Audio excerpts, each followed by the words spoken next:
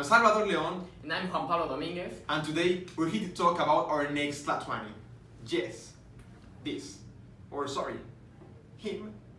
Andrés Manuel López Obrador, who was elected president of Mexico last July, got a 53% of the vote, which means that 53% of the people were tired of the past governments of the PRI, like this old lady. No tengo nada, pinche gobierno puto, no tengo nada de ti.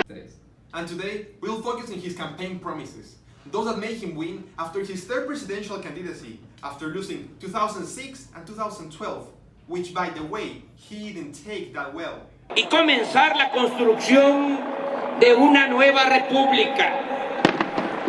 El propósito fundamental del gobierno legítimo, reitero. He was so mad at it that he took Performa for 48 days to protest.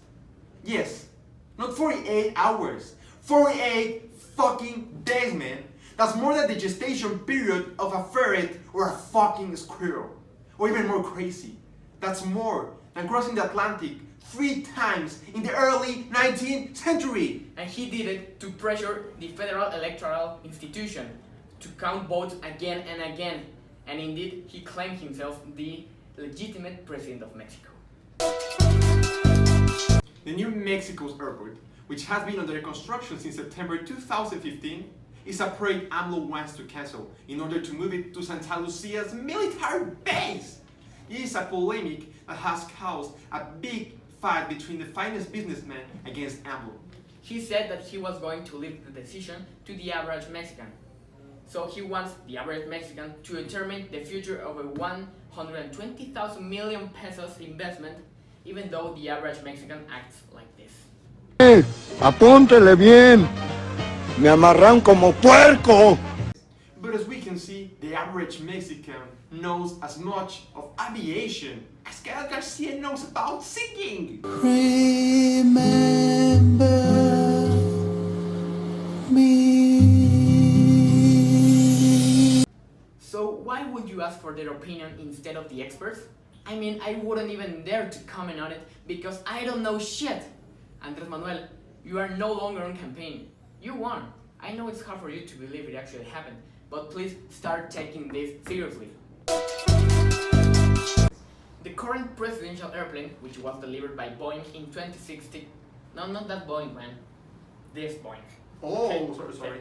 Has been a topic since then because of its price, crazy presidential trips, and because many people believe it's excessive.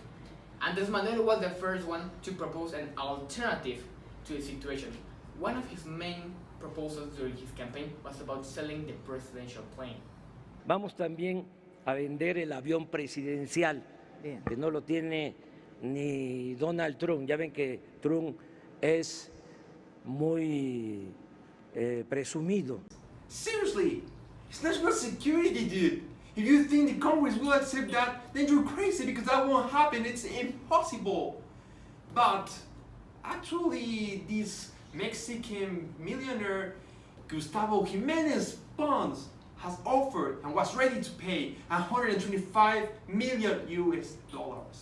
This is the plane, one that supposedly not even Trump has. Que no lo tiene ni Donald Trump. Indeed, they don't have the same plane we have, but they were planning to make an investment of $3.2 billion US to modernize their fleet. That's 6 times the price Mexico paid for the presidential plane. Even though if AMLO sells the plane, he argued that his main way of transportation will be commercial airlines. He was asked and put on a worst case scenario of having a meeting in the UN and what would happen if the flight got cancelled. And this is what he said.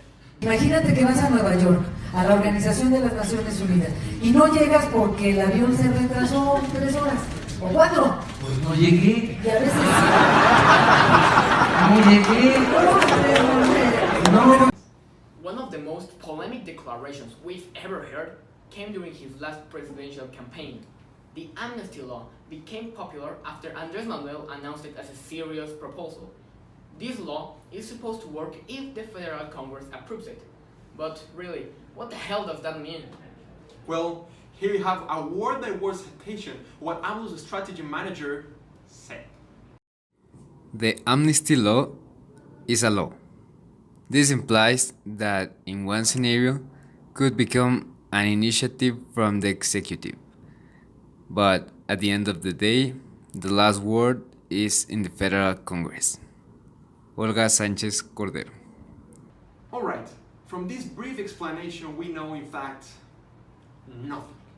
However, we do know that the purpose of this law is to guarantee peace in the country by absolving the craziest criminals and the cartel's main heads. This will work because the best way to stop the cartels from selling drugs, kidnapping people, and killing each other is forgiving them for everything they've done. This situation led the main politicians to express their opinion.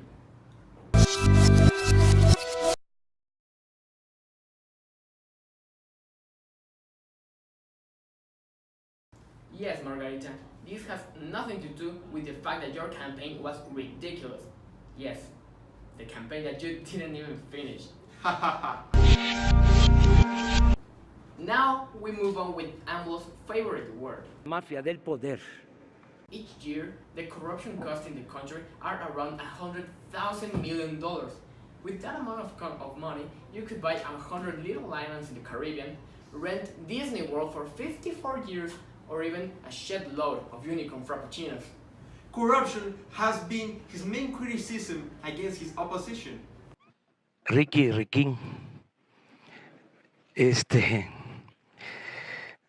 Canallín. Riquín Canallín. Claiming that when he arrives, all governors and majors will be honest immediately. So you believe you're a fucking god or what? For me, this is a real and amazing god.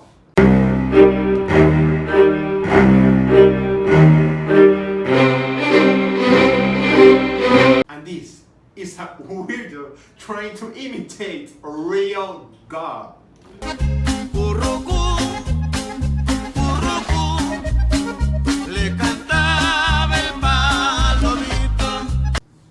The still virtual president announced that during his presidency, corruption will be severely penalized.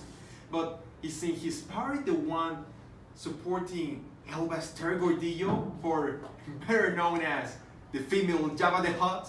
Taking in account that she produced the Teacher's Apocalypse some years ago? Moreover, he had always talked crap about the PRI and the corrupt practices they made.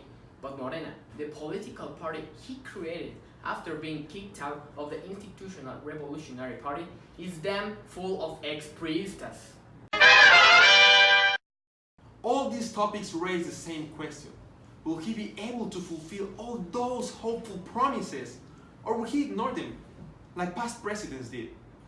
Just like that pigeon ignored him too. We are living one of the most important moments in our lives because of the uncertainty that is normally around the country. Remember this, his slogan, it was, "Together we'll make history." And that is a very optimistic point of view, one that hopefully will turn out to be true. ¡No les voy a fallar! ¡Sí se pudo! We are not with AMLO. In fact, we don't support him. We kind of hate him. But we are sure that the best way to support this man as citizens is demanding him to make a reality out of every promise he made, because as history has taught us, none of the presidents have done so. And he claims that he will make the fourth biggest transformation in the history of our country. And I thought that the biggest transformation was the invasion of the Manticonchas. So we have to ask this to ourselves. Are we doing something that will put the future of Mexico not only in the president's hands, but also in ours?